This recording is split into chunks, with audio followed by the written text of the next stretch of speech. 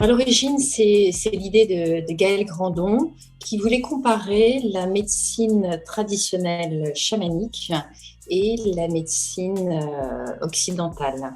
Donc, Gaël a appelé plusieurs hôpitaux et il se fait que l'hôpital de Reims m'a transmis cet appel.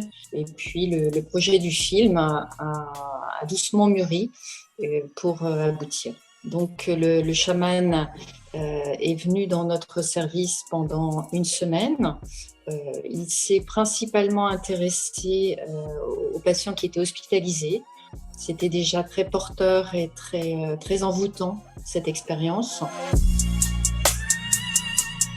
Des patients qui devaient être hospitalisés, qui ont des pathologies de douleurs chroniques qui sont lourdes, difficiles, des patients qu'on connaît bien et qu'on voit souvent.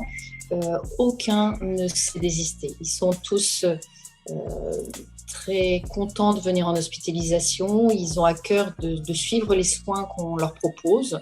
Et le fait qu'on leur propose un soin différent en plus, il y avait juste une confiance et on avait même des remerciements d'avancer leur semaine d'hospitalisation ou de leur faire profiter de quelque chose en plus. Donc j'étais vraiment surprise de cette grande confiance de nos patients.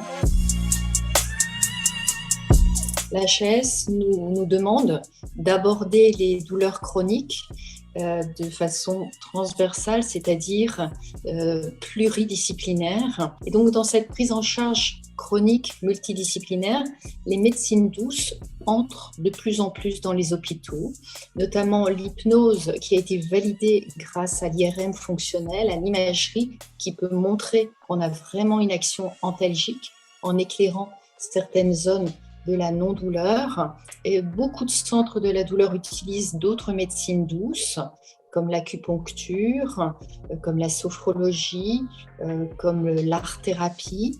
La musicothérapie aussi fait partie de certains centres.